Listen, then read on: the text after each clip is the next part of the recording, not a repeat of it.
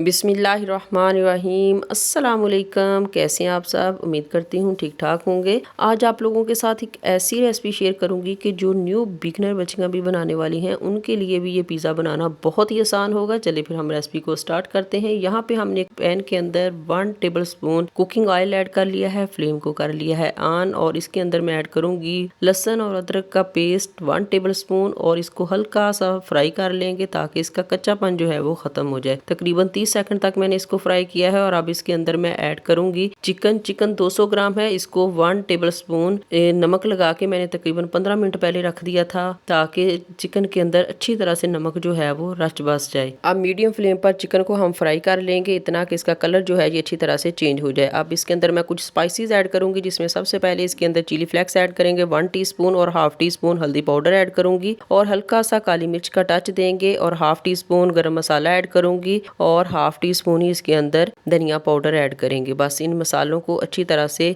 Chicken के साथ fry कर लेंगे। अच्छा जी, अब मैं इसके अंदर तकरीबन 2 टेबल स्पून के करीब पानी ऐड करूंगी ताकि ये मसाले जो है ये जले ना। अब इसको 1 से 2 मिनट के लिए मीडियम फ्लेम पर फ्राई कर लेते हैं अच्छी तरह से। और अब इसके अंदर मैं ऐड करूंगी 2 टेबल स्पून दही। अगर आपके पास दही है तो आप ऐड कर दीजिएगा, अगर आपके पास दही नहीं है तो आप इसकी जगह पे लेमन का भी इस्तेमाल कर सकते हैं। फिर आप 1 अदद लेमन का रस इसके अंदर ऐड कर लीजिएगा। इसको हल्का सा फ्राई करेंगे। फ्राई करने के बाद अब मैं इसको कवर करके रख दूंगी तकरीबन 5 मिनट के लिए। ये दही वाला पानी और जो हमने 2 से 3 टेबल स्पून पानी इसके अंदर ऐड किया था उसी में इसको अब कुक करेंगे। 5 मिनट गुजर चुके हैं माशाल्लाह से, पानी भी अच्छी तरह से ड्राई हो चुका है और चिकन भी हमारा अच्छी तरह से टेंडर हो चुका है। अब हम फ्लेम को बंद कर देते हैं और इसे ठंडा करने के लिए एक बाउल के अंदर शिफ्ट कर लेती हूँ और फिर हम इसकी डो तैयार करेंगे। अच्छा जी, डो तैयार करने के लिए यहाँ पे एक बाउल के अंदर मैं ऐड करूंगी 1 अदद अंडा और इसके साथ ही इसके अंदर 1 कप दूध का ऐड कर देंगे। दूध रूम टेम्परेचर पे होना चाहिए, ना तो बहुत ज़्यादा ठंडा हो और ना ही गर्म।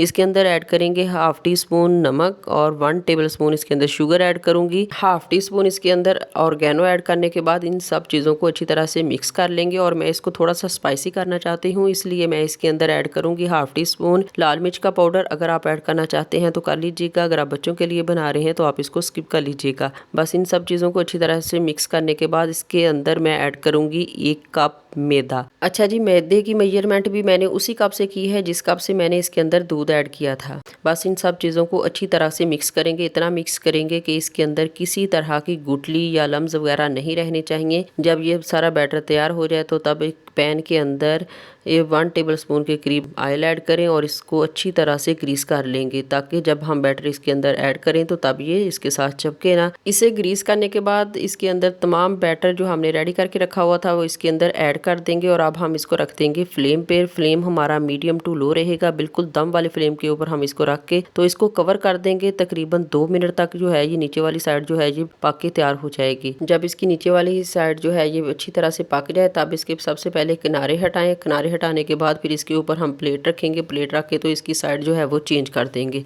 पिज़्ज़ा की डो तैयार करने का जो मेथड आज मैंने आप लोगों के साथ शेयर किया है ये बहुत ही इजी और लो बजट है क्योंकि इसमें ना तो हमें बेकिंग पाउडर की ज़रूरत पड़ी है और ना ही ईस्ट की, लेकिन ब्रेड इतनी ही सॉफ्ट और नरम बनेगी जिस तरह के आपने इसके अंदर बेकिंग पाउडर ऐड किया हुआ हो। बस इसको फोक की मदद से ऊपर से कट लगा देंगे और कट लगाने के बाद इसकी टॉपिंग तैयार करेंगे। टॉपिंग के लिए मैंने यहाँ पे पिज़्ज़ा सॉस का इस्तेमाल नहीं किया क्योंकि मेरे पास केचप और मायोनीज थी। मैंने इन दोनों चीज़ों को मिक्स करके इसकी टॉपिंग तैयार कर ली है। अगर आपके पास पिज़्ज़ा सॉस हो तो आप वो लगा लीजिएगा, नहीं तो आप इसकी जगह पे केचप का इस्तेमाल कर सकते हैं, चिली सॉस का इस्तेमाल कर सकते हैं। इसके बाद जो चिकन हमने रेडी करके रखा हुआ था वो सारे का सारा इसके ऊपर ऐड कर देंगे। इसको अच्छी तरह से सेट करेंगे। सेट करने के बाद मेरे पास मोज़रेला चीज़ है वो कद्दूकश करके वो सारी की सारी इसके ऊपर लगा दूंगी। अगर आपके पास मोज़रेला चीज़ हो तो आप लगा लीजिएगा, अदरवाइज आप इसको स्किप कर लीजिएगा। अब इसमें तो इसके ऊपर कुछ टमाटर और शिमला मिर्च और प्याज लगाऊंगी और इसको कवर कर देंगे 2 मिनट के लिए ताकि ये ब्रेड भी नीचे से अच्छी तरह से कुक हो जाए और मोज़रेला चीज़ जो है वो भी अच्छी तरह से मेल्ट हो जाए। अल्हम्दुलिल्लाह 2 मिनट के बाद पिज़्ज़ा हमारा अच्छी तरह से बन के तैयार हो चुका है। अब हम इसको डिश आउट करके तो इसकी कटिंग करके मैं आपको चेक करवा देती हूँ कि ये कितना सॉफ्ट और नरम है। इसी पॉइंट पे रेसिपी पसंद आए तो रेसिपी को लाइक और चैनल को सब्सक्राइब करके बेल आइकॉन को ज़रूर प्रेस कर लीजिएगा। आप सब लोगों का बेहद शुक्रिया। जब भी रेसिपी बनाइए अपना फीडबैक लाजमी दीजिए कि आपकी रेसिपी कैसी बनी। अपना और अपनी फैमिली का ढेर सारा ख्याल रखिए, दुआओं में ज़रूर याद रखिए। मिलते हैं एक और नई रेसिपी के साथ, तब तक दीजिए इजाज़त। अल्लाह निगहबान।